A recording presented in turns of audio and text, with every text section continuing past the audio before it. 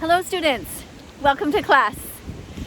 Today we're going to be talking about your family and what happens if you become vegan and they don't.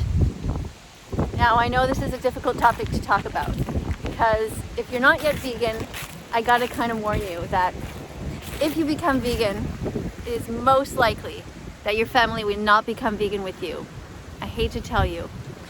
It is perhaps one of the most heartbreaking things that vegans go through. Because when they finally realize what happens in the meat, dairy, and egg industries, they finally clue in and watched all the documentaries like Dominion Movement, Earthlings, Forks Over Knives, What the Health, The Game Changers, all of these different ones. They think to themselves, okay, I get it. This makes perfect sense. I should totally be vegan, and I'm gonna run and tell my family all about this, and they're gonna become vegan with me. And then what often happens, and I mean the vast majority of times, people end up not becoming vegan with you, and it can be quite heartbreaking because it's the first time in your life that you realize that your family is actually not the loving family that you thought that they were. You see, what happens is it'll be Christmas and they will still put dead animals on the table, even at Thanksgiving, Easter, birthday parties, and you will tell them that you really want them to stop hurting animals, and they won't do it. So you'll think to yourself, okay, they just don't understand. They just don't get it. They don't realize how much the animals are suffering. So you try to get them to watch the documentaries, and then you realize they're refusing, and you're bewildered. You think to yourself, why won't they watch them? And you just don't understand. And then they make all kinds of excuses, and they just absolutely refuse. Or maybe they do watch them and they kind of ridicule them, and then you're thinking to yourself, why do they not see the world the way I do? And then you think to yourself, okay, well, maybe they just don't get it. Maybe they just don't understand what's happening to the animals. So at least, though, they will become vegan, or at least mostly vegan, around me, because they love me. That's what you'll be thinking to yourself. And then another great big shock. Your family does not love you that much. They will still put dead animals on the table at Christmas, Thanksgiving, Easter, and birthday parties. And even if you will ask them and tell them, this really hurts me. I want you guys to be vegan because it's my life's work now to stop hurting these animals and to try to raise awareness and to undo all the damage that I've done. Please join me. And they don't do it. And then you find out that they won't even be kind to you. And you realize how vegan phobic your own family is. And I know that there are many people right now watching this who understand exactly what I mean. And I don't know what to tell you except for this one bit of advice.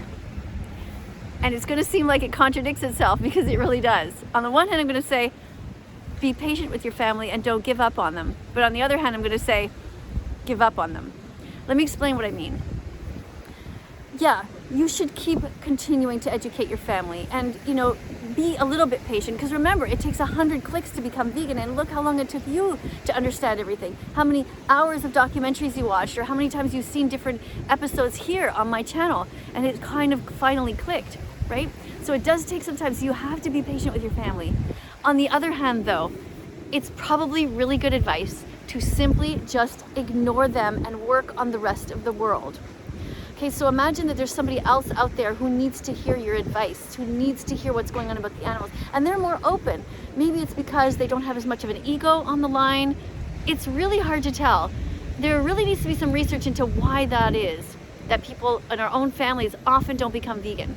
And you would, sometimes people think, well, it's just my family, but the reality is it's a lot of them. If you look at all the main people, the main animal rights activists that are out there right now, the ones who have lots and lots of followers, and you look at their family situation, the truth is that their mom or dad might not be vegan, their brothers might not be vegan, their sisters, not their aunts, their uncles, grandparents, not even nieces and nephews. Sometimes they might have one or two family members who are kind of like, okay, yeah, I get it, and they'll be vegan with them.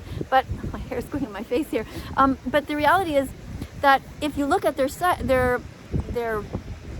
work that they do, that they present, you will rarely see people in their families there. You will rarely see brothers coming on the channel and being like, yeah, I'm vegan too, I'm so proud of my sister, that kind of thing. So it's just best for you to keep educating everybody as much as you can, keep putting out content, keep putting out little videos to tell people all about veganism. Do your thing, be a good example, and try to educate others and not so much on your own family. And especially another interesting thing that I've learned over the years is that you have two choices with people in your own environment, physical environment. So people you meet at the store, people in your neighborhood. You can do two things. One is you can speak out. You can say, hey, I notice you have some dead animals here at the checkout line. Have you considered buying tofu instead? And you can practice doing things like that. And it's really, really interesting to see people's reactions. And it's great practice for you too, to not get emotionally invested in it, but be able to say something. So that's one thing you can do. And another thing you can do is simply not interact with people about veganism in person and only do it online. Because online, you're sort of a little bit buffered, you're a little bit protected. You don't have to put yourself emotionally so much on the line, you can just keep educating. But I do think that you should stir up a little bit of shit.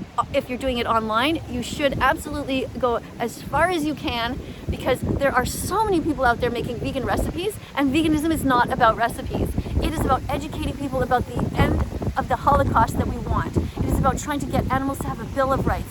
It is the most fundamental and most easy thing to know and to understand is that you don't want to be the victim, so don't victimize others. That's the message that we want to give across.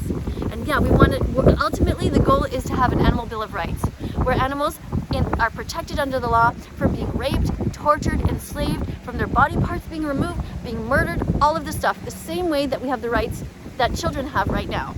So I hope I've been able to help you a little bit to understand what it will be like when you become vegan. It can be very difficult, and you will probably suffer from something called dystopia, which is the anguish of being vegan in a non-vegan world. It's not easy to know that every house around you, every neighbor around you nearly, are still putting dead animals in their shopping carts, bringing them into the houses, eating them. And so the challenge is to try to stay positive as you can. I really highly suggest writing in a diary. That could someday be a book where you're writing what you're going through, all the little experiences you have, because that also serves later on for you to see what kind of things you went through, and you can share that to other people, and you can realize that you've made some progress. You've gotten better at certain things. So thank you so much for being here. If today is the day that you finally get your 100th click, maybe this video is it to make you realize, yeah, I'm gonna be brave enough to be vegan. Congratulations, I'm super proud of you. Stay with me on this channel. Like if you like this message, subscribe, press the notification bell, help me get the animals out of hell. And coming up on screen are gonna be a bunch of other videos. Have a look at them. Be curious about my channel and try as much as you can to make your own videos. And if you do make short videos, 5 minutes long, talking about the animals, let me know. And if it's a good one, I can review it on my own channel and we can sort of help each other. I like to use the hashtag vegans supporting vegans. I think it's really important that we support each other's work. So thanks again for being here, and I'll see you in the next video. Bye for now.